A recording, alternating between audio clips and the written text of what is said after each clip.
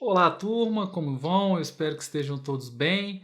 Estamos aqui para dar continuidade ao conteúdo programático da disciplina Direito Empresarial 1, DIR 541, do Bacharelado em Direito na Universidade Federal de Ouro Preto. Nesse vídeo, eu quero falar com mais detalhamento sobre o eventual conflito entre nomes empresariais. Nós acabamos de postar um vídeo tratando de noções gerais acerca do nome e agora eu quero introduzir a questão dos possíveis conflitos. O artigo 33 da Lei 8.934 já estabelece que a proteção ao nome decorre do seu registro, que é feito, como já vimos, na junta comercial do estado respectivo ou do Distrito Federal. Que proteção é essa? Por um lado, aquela proteção que o Código Civil já atribui aos nomes em geral, mas mais especificamente, e é esse o aspecto que agora nos importa, o registro impede que venha a ser registrado posteriormente um nome que possa colidir, que possa gerar conflito com o nome já registrado. Então, uma vez que o nome está registrado na junta, não haverá, ou pelo menos o certo é que não possa haver um nome que venha a causar confusão com o nome já registrado. Isso está previsto na legislação. É o próprio Código Civil que, em seu artigo 1163, dirá que o nome do empresário deve distinguir-se de qualquer outro já inscrito no mesmo registro. No parágrafo único, se o empresário tiver nome idêntico ao de outros já inscritos, deverá acrescentar designação que o distinga.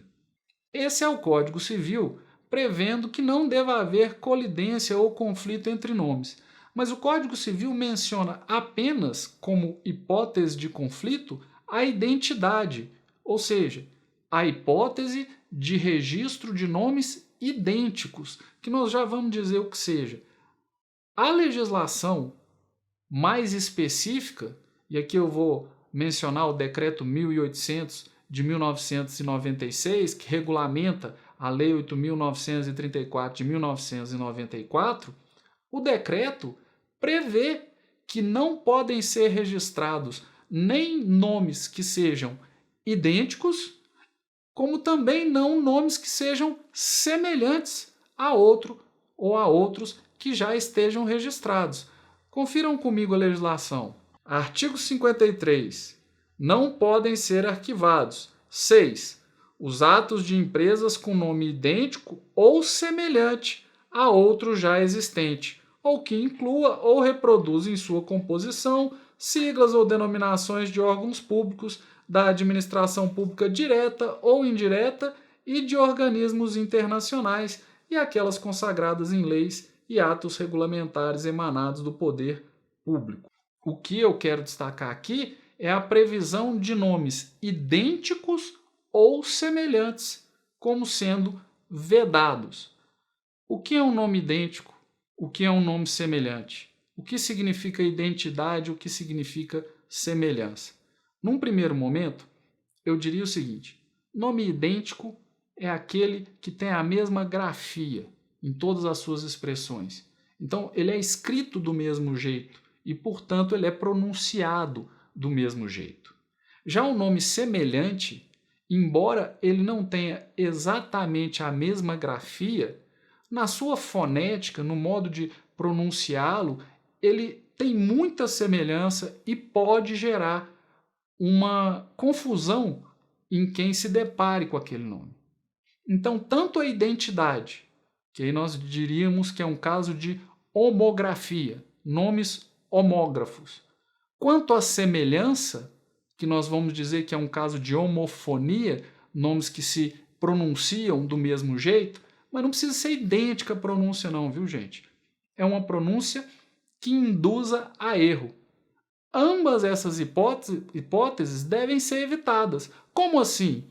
Quando você vai lá tentar fazer o registro na junta comercial, nós já vimos que a proteção se dá no âmbito daquela junta comercial. Então você vai e faz uma pesquisa para ver se já existe algum nome que possa colidir. Depois dessa pesquisa, não havendo indicação de que aquele nome que você pretende registrar colida com algum que já exista, o seu registro é deferido. Hoje as coisas são automatizadas. Você faz uma pesquisa na base de dados. Então nós já imaginamos que na hora do registro, até porque a junta vai exigir essa pesquisa prévia de eventual colidência de nomes, então você imagina que não vai haver o problema, que ele já vai ter sido evitado em razão dessa pesquisa da possibilidade de registrar aquele nome. Mas se eventualmente isso passar, compete à junta comercial, na análise, aferir a existência dessa colidência, desse conflito e impedir o registro do nome que vem depois. É que a gente fala de anterioridade. Dois nomes que colidem no âmbito da mesma junta comercial, como que se resolve? Com a anterioridade. Quem vem antes? E na hora de registrar, eu posso registrar esse nome aqui, aí a gente vai falar da novidade. Ele é novo? Ele não é idêntico nem semelhante a nenhum que já exista? Então tudo bem. Olha, a instrução normativa número 81, agora de junho de 2020, menciona como se devam resolver essas colidências, esses conflitos entre nomes empresariais. O artigo 23, em seu caput, diz o seguinte: observado o princípio da novidade, não poderão coexistir na mesma unidade federativa dois nomes empresariais idênticos ou semelhantes. Considera-se idêntico o nome empresarial que tenha exatamente a mesma composição daquele anteriormente registrado na mesma junta comercial. Considera-se semelhante o nome empresarial que tenha distinção em relação a apenas algum ou alguns caracteres, mas que não resulte em diferença significativa quanto à grafia ou à pronúncia. Aí talvez você tenha visto esse critério aqui e eu coloque para você uma situação hipotética. Aqui em Belo Horizonte, qualquer esquina que você vai tem a Drogaria Araújo. O nome é Drogaria Araújo S.A., trata-se de uma sociedade anônima. Se eu tentasse registrar o nome Drogaria Araújo Limitada, vocês imaginam que haveria alguma colidência? Já que em uma a expressão final que indica o tipo societário é S.A. e em outra é limitada? Sim, haveria colidência e nós diríamos que esse seria um caso de identidade. Por quê? Porque na hora de analisar um nome, você vai excluir para fazer a análise essa parte que se refere ao tipo societário ou ao tipo de pessoa jurídica, o que seria no caso de uma Eireli, que não é uma sociedade. E aí, excluindo essa menção ao tipo de pessoa jurídica / sociedade, é que você vai fazer a análise para aferir a identidade ou a semelhança. Isso eu não tiro da minha cabeça. Ainda o artigo 23 da Instrução Normativa 81. Dessa vez, o parágrafo 3º. Os critérios para análise de identidade e semelhança entre firmas ou denominações serão aferidos considerando-se os nomes empresariais por inteiro, desconsiderando-se apenas as expressões relativas ao tipo jurídico adotado. Haverá identidade se os nomes forem homógrafos e semelhança se forem homófonos. Se o nome empresarial for idêntico ou semelhante a outro já registrado, deverá ser modificado ou acrescido de designação que o distinga. Mas essa hipótese, gente, pressupõe que dois empresários tenham tentado registrar seus nomes na mesma junta comercial.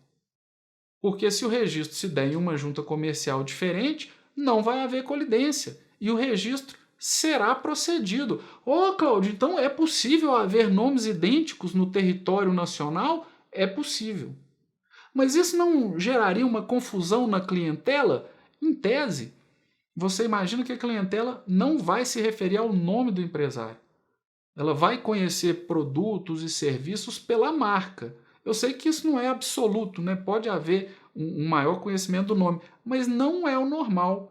Então não haveria grande problema, já que você vai ter um CNPJ diferente e outros critérios para distinção. Mas sim, se você olhar pela sistemática do direito brasileiro, é possível que existam no país dois nomes idênticos, desde que registrados em juntas comerciais diversas. Havia, quando do decreto 1800, lá no momento em que ele foi promulgado, havia dispositivo prevendo justamente que a proteção fosse nacional.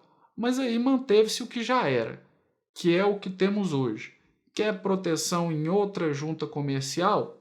Faz o arquivamento do nome nessa junta comercial. Não precisa nem registrar a pessoa jurídica ou a pessoa natural do empresário individual. É só para proteger o nome. E é só assim que você pode evitar que outro nome, idêntico ou semelhante, acabe sendo registrado numa outra junta.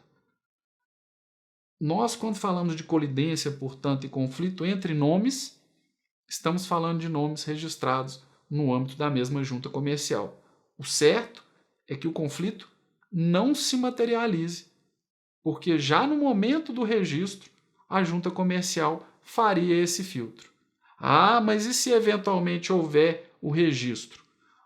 A solução elementar seria a anterioridade. Qual que existe antes? Mas, a depender do caso concreto, a jurisprudência pode buscar outros fundamentos. Nós colocamos um outro vídeo aí no espaço da disciplina, no ambiente virtual, em que duas sociedades de nome Fiorella litigaram e ambas puderam continuar usando o nome, porque os julgadores entenderam não haver uma confusão que justificasse. Quer dizer, o certo era não ter registrado as duas com esses nomes. Mas já que estão registradas, isso foi na Junta Comercial de São Paulo. A essa altura nós não vamos inviabilizar mais não. Vejam, gente, na minha opinião, o normal seria que o nome registrado depois não pudesse continuar operando.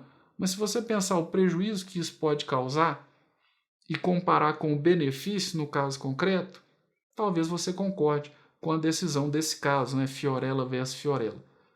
Pois bem, até aqui eu falei de conflito entre nomes, mas é também comum, e às vezes até mais comum, o conflito entre nomes e marcas. Ou seja, eu tenho um nome empresarial aqui e alguém registrou uma marca que usa a mesma expressão que eu estou usando no meu nome. Logicamente que não é usar o nome inteiro. Na marca você não vai ter limitada, SA, cooperativa, não. Possivelmente aquela expressão fantasia de uma denominação, né? Aquela expressão mais livre é que vai ser utilizada em uma marca.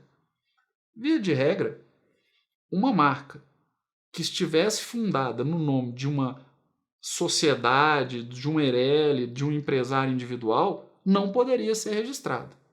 E mesmo o nome de terceiros não pode ser registrado como uma marca sua, a não ser com a autorização do terceiro. Ah, Cláudio, meu nome, eu posso fazer uma marca e usar meu nome? Pode, mas não o nome de uma outra pessoa e não o nome de uma outra pessoa jurídica. Isso a lei expressamente vai afastar, vai dizer que é vedado o registro como marca. O registro de marca se dá no INPI, Instituto Nacional de Propriedade Industrial, e tem a proteção em todo o território nacional, porém dentro de uma certa classe de produtos e serviços. É o que nós chamamos de princípio da especialidade. A marca não é protegida para toda atividade empresarial, exceto marca de alto renome, mas a regra é que não.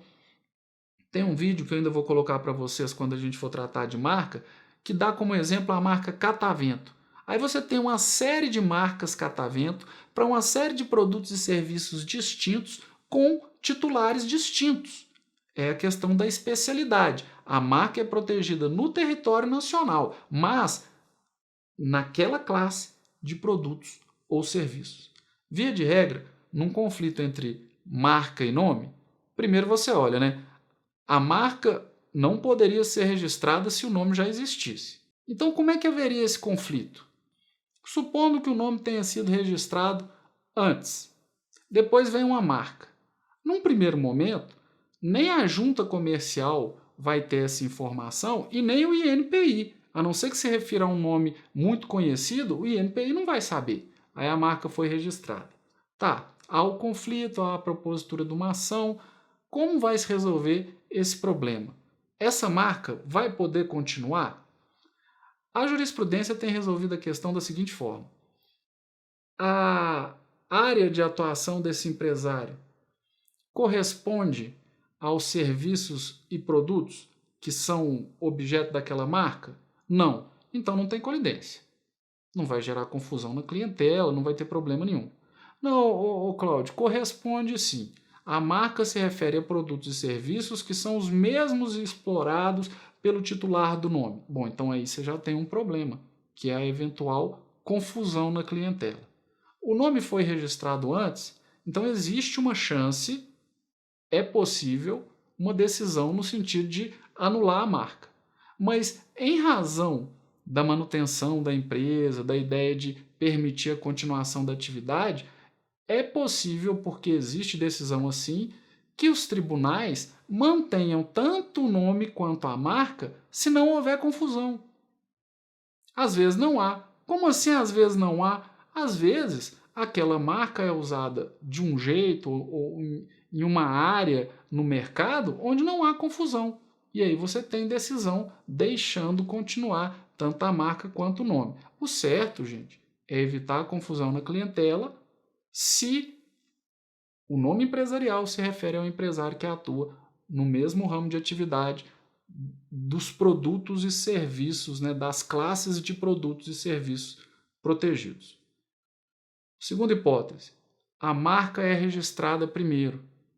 A junta comercial recebe o registro do nome.